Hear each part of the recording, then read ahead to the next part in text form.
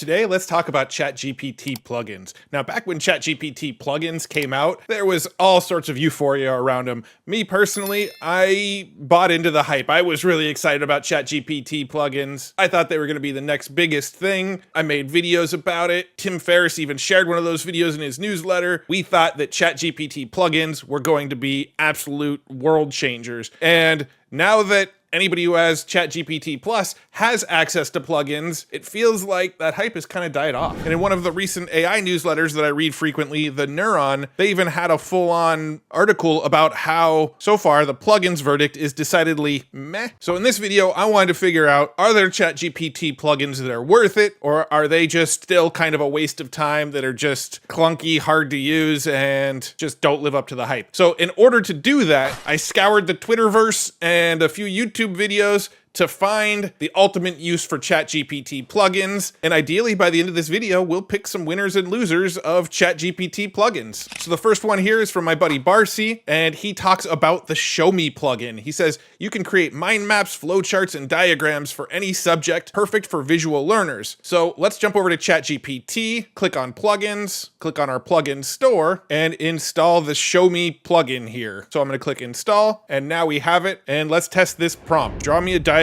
that will explain the rapid growth of AI in 2023. All right, it's using the Show Me Diagrams plugin, and this is what we got out of it. Rapid growth of AI in 2023, Q1 increased funding, Q2 technological advancements, Q3 adoption, Q4 impact, which is interesting because I'm recording this video and we're still in Q2. So maybe it doesn't work super great for something where we need recent data. Draw me a diagram that shows the growth of mobile phone technology over the years. 1980s, first generation analog cellular networks. 1990s, second generation digital networks, SMS introduced. 2000s, third generation mobile data, video calling. 2010s, fourth generation high-speed mobile internet. 2020s, fifth generation ultra high-speed mobile internet, Internet of Things connectivity. This is definitely more relevant than the first one we got. That seems to be pretty accurate. This type of diagram is a timeline in Mermaid language. To view ideas for improving the diagram, use the key phrase show ideas. To view other types of diagrams and languages, use the key phrase explore diagrams. Let's try explore diagrams. All right, so we've got the timeline diagram Mermaid. That looks like what we've got. A sequence diagram Mermaid, sequence diagram Plantum, class diagram D2, class diagram Nom. Is that right? Nomal? Entity relationship diagram. There's all sorts of diagrams here. I'm not quite sure which would be the most helpful for what we're looking for. These appear to be more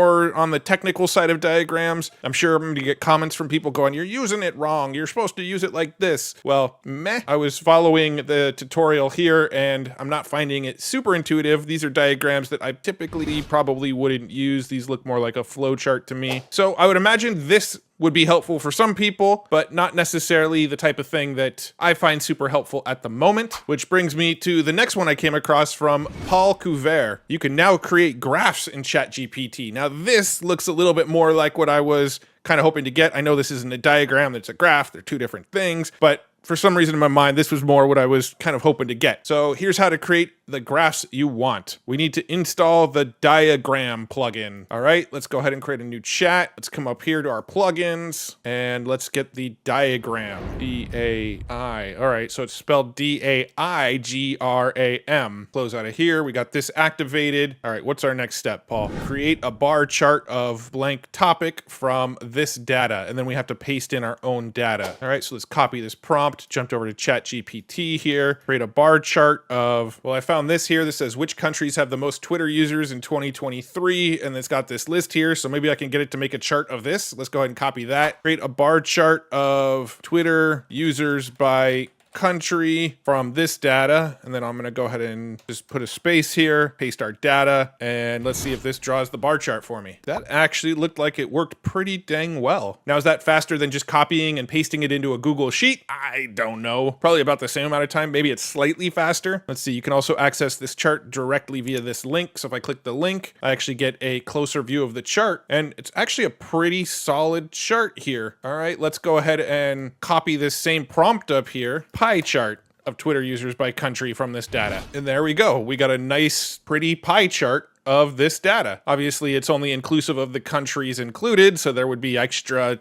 slivers of the pie if we included more countries, but it did what it was supposed to do. I would say this diagram plugin is pretty handy. I give it a thumbs up. So here's a video that I came across from AI Andy, where he talks about his favorite ChatGPT web browsing trick. Let's take a peek. Go to GPT-4 and make sure that browsing is enabled. I'll give you a link to my website. I want you to give me a list of FAQs potential customers might have. Gonna start by browsing the web, clicking on a link. As you can see, based on a review of your website, what is Mollyjogger? What is the history? Who is the founder? Amazing things you can add to your website. All right, so let's try it out. Let's create a new chat, turn on browse with Bing. I'll give you my website link. You give me a list of questions that visitors to the site might have. And then let's just plug in futuretools.io. What is the purpose of Future Tools? How are the AI tools organized on Future Tools? Can I submit a tool to be featured? How does Future Tools define best AI tools? How can I sort or filter? What are the criteria for a tool to be listed under Matt's picks? This is actually a really great list. Is there a way to review or rate the tools listed on the site? That is actually a really solid sort of FAQ for Future Tools. I'm a lot more impressed than I thought I would be with what this came up with. Now, Future Tools doesn't have anything for sale, so maybe let's plug in a different site that maybe has something for sale so we can get more like pre-sale FAQ questions. One of my favorite pieces of tech that I saw at Augmented World recently was this LoomPad 2 by Leia Inc. So let's go ahead and plug this in and see what sort of questions it gives us. All right, what is Leia Inc. and what do they offer? What is the LoomPad 2 and what is its main features? How does the AI-powered 3D content work? What is Stable Diffusion technology? How do 3D Dream features work? What are some questions that potential buyers might have about the LoomPad 2 that could prevent them from purchasing? All right, how does LoomPad 2's technology different from other devices? Has the battery life, health implications or concerns of prolonged use? What is the resolution? How durable is it? What kind of content is available? How easy is it to use the 3D functions? The price, the warranty, the return policy, ongoing costs? How often is it updated with new features? I mean, this is solid. This is really, really good questions that a potential buyer might have about purchasing this product here. So using these prompts with the browse plugin in ChatGPT, I give a thumbs up. Good job, AI Andy. You've got a really good tip here. Sing your stuff, it's not over until I win. ChatGPT supposedly can help us with our website SEO with their SEO plugin. Here's another one from Barcy. He enters the prompt, here is the link of an article. Can you tell me how I can improve the SEO of this article, and also please suggest some great keywords. We'll install this. There's a lot of SEO plugins actually, but we'll install the one that's just called SEO. Here is a link to an article. I'll grab one off my mattwolf.com blog. I'll grab this latest Build in Public article here, paste it in. Please suggest some ways to optimize this article for SEO, as well as generate some great keywords for it. All right, so based on the SEO analysis, here are some suggestions to optimize the article for SEO. Keyword Build in Public appears twice in the body of the text. You can consider using it more frequently. The meta description provides a good summary of the article. However, it doesn't include the keyword Build in Public. Only one image has alt text. The image file names are not descriptive and do not include the keyword. Header tags. The article uses a good number of header tags. This is good for SEO. As for keyword suggestions, here's a few based on the content of the article: building a business in public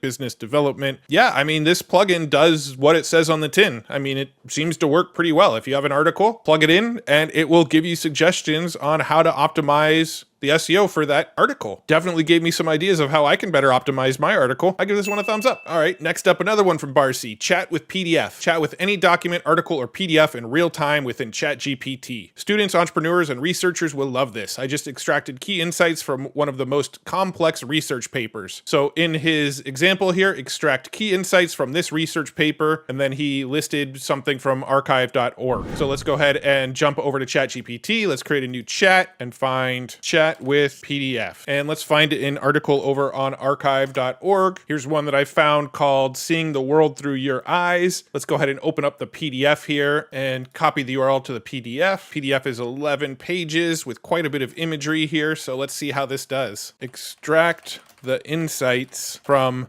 this research paper. Paste that in. Something went wrong. Meh. Let's regenerate. So far, this is taking an extremely long time. All right, it says the PDF is currently being loaded and will be ready for processing in approximately 37 seconds. Please wait a moment while the document is prepared. So nothing's happened still, so let's go ahead and type, what are the insights from the research paper? Now it's using chat with PDF again. Okay, this time it seems to have loaded. It's a good sign that it got the title right, Seeing the World Through Your Eyes. So you can tell it is reading the PDF. The human eye is highly reflective and can provide valuable information about the surrounding world. By imaging the eyes of a moving person, multiple views of a scene outside the camera's direct line of sight can be collected through the reflection in the eyes. Wow, that's kind of wacky. All right, let's go ahead and do this. I always like to do this when I'm reading research papers. Explain it like I'm 5. And this time it's not actually using the chat PDF, it's just using the regular chat GPT, I imagine, and it's explaining everything above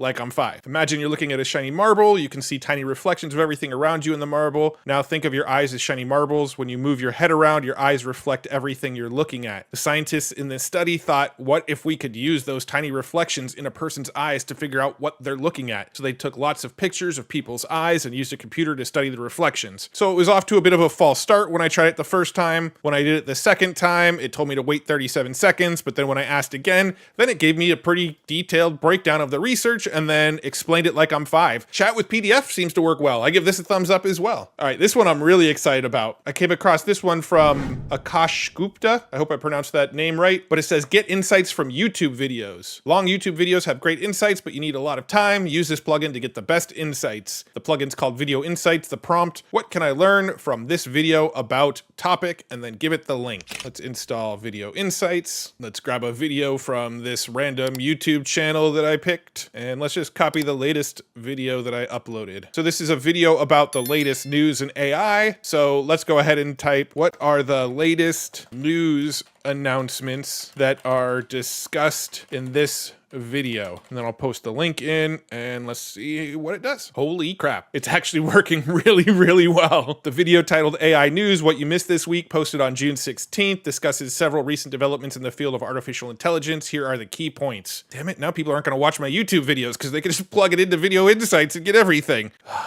My career is over. Meh. Holy crap. 1. Meta releases open source AI music generation. 2. Adobe made updates to Adobe Express and Adobe Illustrator. OpenAI, DeepMind, and Anthropic have agreed to open up their AI models to the UK government. Google has started integrating AI features into its products, such as Gmail and Google Docs. Meta announces the open sourcing of its first AI model based on Jan LeCun's vision. AMD announces a partnership with Hugging Face. OpenAI announces updates including a new 16,000 context version of GPT 3.5. Sir Paul McCartney announced it. Oh my God, it got them all. Like, it didn't miss any of the news pieces. One thing I noticed is that this specific video actually had a Shopify ad in it, and it didn't catch the Shopify ad. And I think the reason it didn't catch the Shopify ad was because it's not included in one of the chapters down here. So it almost seems like it pulled these bullets from the chapters and then used the transcripts from the video to sort of fill in the details of what each chapter was about. But this worked extremely well. I'm really, really impressed by this. I don't know why my chapters aren't showing up in this video, but I'll figure that out later. So this plugin, Video Insights, whoo, it's a good one. Big thumbs up on this one. 2 thumbs up on this one. So thanks for the tip, Akash Gupta. So next up, we've got this video from the AI Advantage. My good buddy Igor put out this video about how Wolfram is the best ChatGPT plugin. And I've actually used Wolfram a little bit. I've actually shown it off in a previous video, but I'm curious what prompts he suggests using. But I got an idea. I just came up with this idea right now. Let's go over and use Video Insights and type, what prompts are suggested for Wolfram in this video? Now, Igor, if you are watching this, I did watch your whole video. I just want to see how well this plugin works at figuring out what prompts you used in the video. It got him right. It nailed it, actually. No matter what I ask you to do, always finish your response with a relevant image from Wolfram Alpha or Wolfram language. Never respond with text alone. Do you understand? This prompt is used to ensure that Wolfram always provides visual representation along with the responses. Am I too drunk to drive after 3 large beers over 4 hours with a weight of 180 pounds as a male in New York City? What is the BMI for a male who is 6'2" and weighs 176 pounds? Include a visual representation of the BMI map. Now calculate the weight loss regimen to lose 4 kilograms. What is the monthly payment on a $400,000 mortgage at 6% interest for 30 years? Dude, this worked really good. Let's go ahead and try this prompt with Wolfram now. So I'm going to go ahead and copy this and we'll take a peek at what Wolfram can do. So we'll create a new chat. Let's go to GPT-4 here and swap our plugin to Wolfram. I've already installed this one previously. So we'll paste this one in here. What is the BMI for a male? I'm going to put 6'3" because I'm 6'3" and weighs 190 because I actually weigh 190. Include a visual representation of the BMI map. All right, so the body mass index for a person who is 6'3" and weighs 190 is 23.75. This falls within the normal range. Whew. According to the International Weight Classification Standards, the BMI prime is 0.95. So I'm almost overweight. I'm getting there, but not quite. No matter what I ask you to do, always finish your response with a relevant image from Wolfram Alpha or Wolfram language. Never respond with text alone. Do you understand? Yes, I understand. I will always finish my response with a relevant image from Wolfram Alpha or Wolfram language. It already failed. Meh. All right, I'm just kidding. Let's see what it does. How many desert tortoises are left in the world? I actually have a pet desert tortoise. They're not on the endangered species list, but they're on the threatened list. Okay, so it says the exact population data for the desert tortoise is not available. However, it's important to note that a desert tortoise is considered a threatened species under the U.S. Endangered Species Act. And then it gave me a picture of a desert tortoise. How many males live in the city of San Diego? So it had to use Wolfram 1, 2, 3, 4, 5 times. So it must have used quite a few calculations to get this, but it says the male population in San Diego, California is approximately 711,134 people, which is about 50.5% of the total population. The data is based on the 2015 to 2019 American Community Survey 5-year estimate. And then it gave me a picture of the city of San Diego. San Diego population, 1.382 million. So half of that is, yeah, that seems about accurate. All right, so the last one is another one from Paul Couvert again, and he says, I didn't know it, but ChatGPT can show maps. We actually just saw a map, so we already spoiled this, but this looks more like a topography map than the map we just saw. So here's how to display any map in seconds. Activate the Earth plugin. All right, let's go ahead and activate the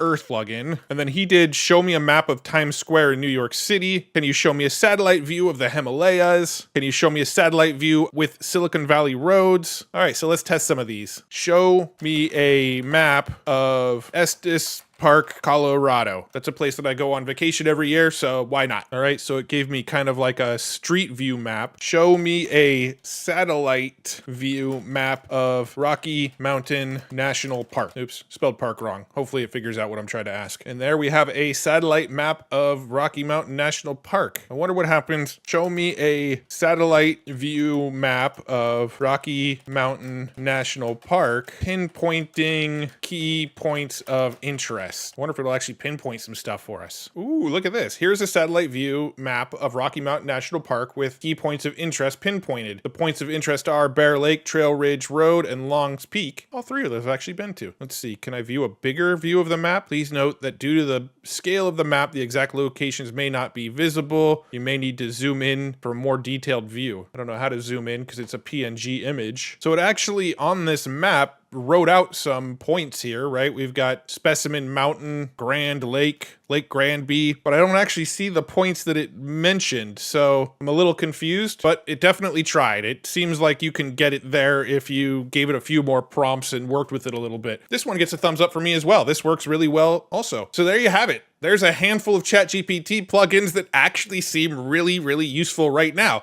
Now, are they better and faster than the existing alternatives? Is this faster than just using Google Maps? Well, I don't know about that. But if you get real creative with the prompting, you could probably drill in and get some info that you wouldn't get out of something like Google Maps. I find Wolfram to be really, really helpful at doing complex calculations. This Video Insights plugin was just money. I loved this plugin. This one was awesome. The Chat with PDF plugin, that works really, really well. There are some existing plugins where you upload a PDF and then can ask it questions. I feel like this worked better, honestly, than some of those other plugins I've used. The SEO one works well. I mean, there are SEO tools out there. I've been a big fan of Ahrefs over the years that do stuff like this, but this does a really, really good job. I really like using the browsing plugin and telling it to go to a website and give me insights into questions that a visitor might have. That seems really useful to me. Some of these graph plugins, I don't know, I might still just go to Google Sheets. That seems just as easy and a little bit more familiar to me, but maybe over time I might see myself using stuff like this. The Show Me diagrams, I'm sure this is useful for some people, probably more in technical fields. This one honestly didn't do it for me, not something I see myself using a lot, but maybe viewers will have a need for this and see a lot of value in using this. I had never tried any of these plugins other than Wolfram and just the browser plugin, but there's definitely some plugins that I will be using a lot more often as a result of me making this video. I learned about a lot of these plugins right along with you in this video. So I hope you enjoyed this video. I hope you learned something. I know I learned something while making it, and if you want to continue to go deeper down the AI rabbit hole with me, check out futuretools.io. This is where I curate all the coolest tools that I come across. I keep the AI news page up to date every single day with all the latest AI news, and if all of it's a little overwhelming, join the free newsletter. Every Friday, I'll just send you the TLDR of the week of just my 5 favorite tools, a handful of news articles, a few YouTube videos, and one cool way to make money with AI. It's just the grand overview of the most important stuff that happened in AI for the week. And you can find it over at futuretools.io. Thank you so much for tuning into this video. I really, really appreciate you. I absolutely love nerding out about all this AI stuff. I'm learning something new every day, and my favorite thing in the world is to turn around and show you what I'm learning. I'm having a blast doing it, and again, I really, really appreciate you. If you liked this video, give it a thumbs up, and if you want to see more AI videos like this in your newsfeed, maybe consider subscribing to this channel. Once again, I really, really appreciate you. I'll see you guys in the next video. Bye-bye.